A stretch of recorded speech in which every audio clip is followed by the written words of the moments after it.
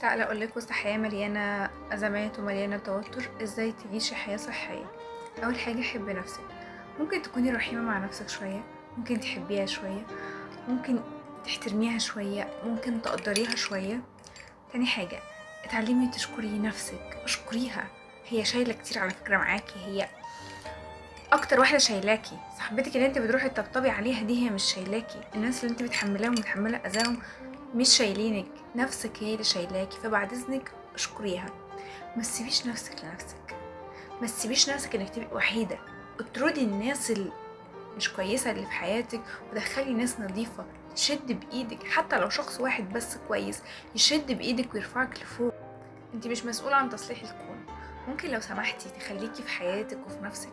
انت مش مسؤولة ان انت تصلحي فلان وفلان وفلان وفلان، هما مسؤولين عن حياتهم ويعرفوا يصلحوها. خليكي في نفسك وحياتك وبس.